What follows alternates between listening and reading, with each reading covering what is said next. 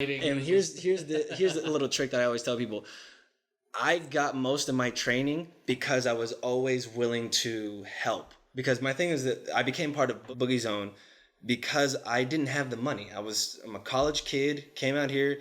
My family was supportive, but they're not paying for it. They're paying for the college, and that's what they wanted. So the dance was all on my own. Yeah. And so I think there was a few times that I'm sure I snuck into Boogiezone, and don't worry, I've made up for it since then.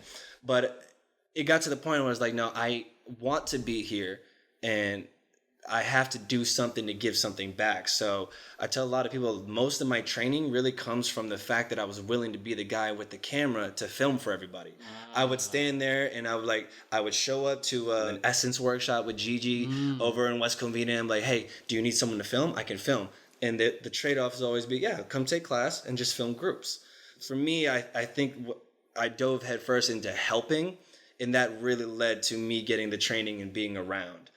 Which was truly amazing. I think it's really opened the door more for me than me just being a student. Wait, what I love about that, because what just came up for me was the whole working for free and everything, and I know that turns off a lot of people. Right. But the way you did it really benefited you in the way that you wanted it. Right, exactly. And it was I never thought of it at the time as working for free because it was giving something to get something. Exactly. And so I'm still getting something. It's a trade-off. I'm bartering my services at the time when no one was really thinking about it. So it worked out for me because I'll even tell another story. I don't recommend doing this, but I remember Monsters of Hip Hop. I think I learned about it super late, probably 2007, 2008.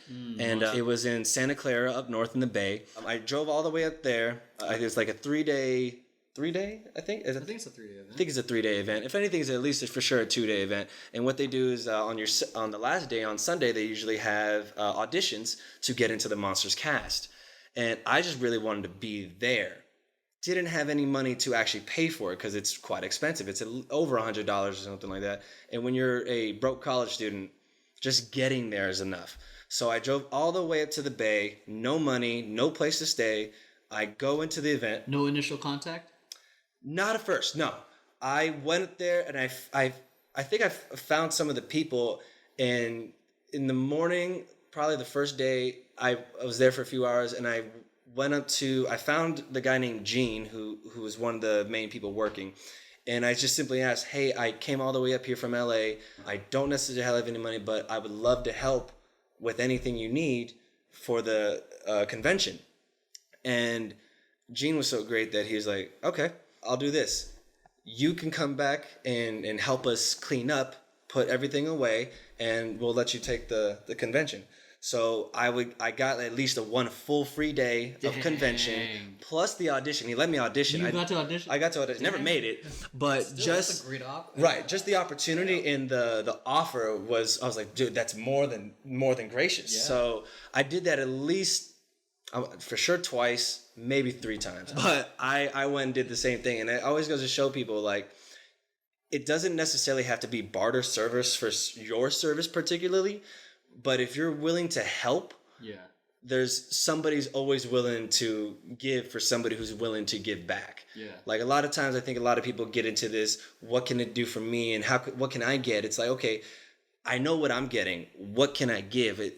At the time, they didn't need video, and I didn't have a camera. I wasn't a video guy. I showed up and just simply asked, what can I do? And he's like, you can help clean up. So for 3 years, when they went out to Santa Clara, I wanted to drive up there. I would do the same thing. I don't even know if he remembered me. But I don't know if he's like, there's this kid who comes here every year.